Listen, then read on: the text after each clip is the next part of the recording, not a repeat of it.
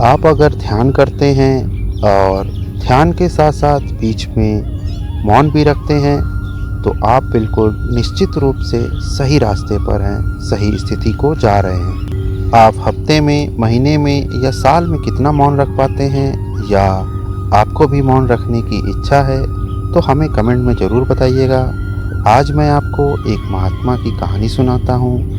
एक महात्मा के बारे में बताता हूँ जिनका जीवन ध्यान में पूरी तरह समर्पित था, जो ध्यान करते रहते थे। ध्यान में अच्छी स्थिति प्राप्त हो, ध्यान में अच्छी स्थिति को वो पाएँ, इसलिए उन्होंने मौन रखना भी शुरू किया।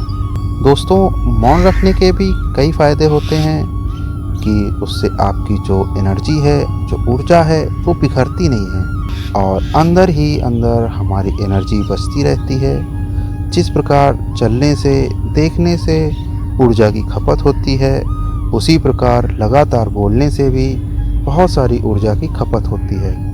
आप 1 दिन, 2 दिन, 3 दिन या 24 घंटे मौन रख कर देखिए। सिर्फ 1 दिन या 24 घंटे मौन रख कर देखिए, आप अंदर से ऊबने लगेंगे, फड़फड़ाने लगेंगे कि मैं कुछ बोल क्यों नहीं रहा हूँ, मैं बात क्यों नहीं कर पा रहा हूँ। क्योंकि वो जो एनर्जी है वो अंदर अंदर भरती रहती है और आपके अंदर अभी इतनी कैपेसिटी नहीं है कि आप उस एनर्जी को संभाल सकें। इसलिए जब भी मौन रखना शुरू करें, 1 घंटा, 2 घंटा, 6 घंटा, इस तरीके से धीरे धीरे करके शुरू करें। तो आइए उस महात्मा की बात पर आते हैं जो ध्यानी साधक भी थे।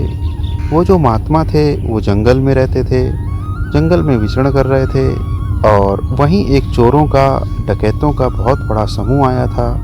उन डाकू की किसी ने पुलिस में मुखबरी कर दी थी कि वो वहाँ पर रुके हुए हैं, इसलिए वो भागते भागते जंगल के बीच में घुस गए। जब भागते भागते जंगल के बीच में घुस गए तो उन्होंने उस महात्मा की कुटिया देखी और उन्हें उस महात्मा को देखकर एक डकैत था, उसके मन में संदेह आया कि कहीं इस महात्मा ने तो हमारी पुलिस से शिकायत नहीं करी है। तो उन्होंने उस महात्मा से पूछा कि तुमने यहाँ किसी पुलिस वाले को देखा है? किसने हमारी शिकायत की है? तुम कुछ बता सकते हो? तो महात्मा कुछ बोले नहीं, अपना कार्य करने लगे। 1 बार पूछा, 2 बार पूछा, 3 बार पूछा, तो फिर उनमें से एक डाकू को बहुत गुस्सा आ गया। उसने एक डंडा लिया और महात्मा को जोर से मारा। वो महात्मा फिर भी कुछ नहीं बोले, लेकिन उनके अंदर का जो मन था वो कह रहा था कि अरे बोल दो, उसको सच बता दो तो मार से बच जाओगे। लेकिन जो दूसरा मन था वो कह रहा था कि तुमने मौन क्यों रखा है? तुमने मौन रखा है परमेश्वर को पाने के लिए, प्रभु को पाने के लिए, तो ये तुम्हारा संकल्प है, तुम्हें इसे भंग नहीं करना चाहिए। तुम ये शरीर नहीं हो, तुम कुछ और हो, क्यों इसके मोह में पड़ रहे हो? मार पड़ रही है, पड़ने दो, ईश्वर की इच्छा होगी, सब ईश्वर की इच्छा के अनुसार होता है। अगर उसने लिखा है तो वो होगा, नहीं लिखा है तो नहीं होगा, तुम तो अपना कार्य करो। और महात्मा ने सोच लिया, डिसाइड कर लिया कि अब मैं अपने पहले मन की नहीं सुनूंगा और अपने मौन व्रत को कंटिन्यू रखूंगा।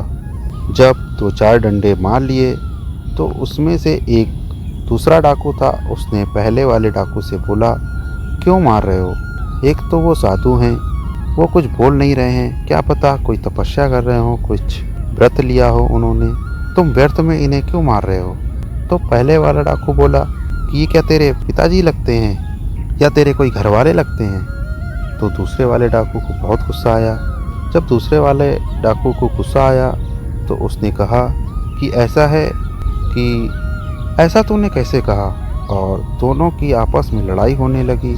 इतनी लड़ाई हुई कि दोनों ने एक दूसरे को लहूलुहान कर दिया और फिर बीच के लोग आए, उनको पकड़कर बचाकर वहाँ से दूर ले गए और महात्मा सुखपूर्वक रहने लगे।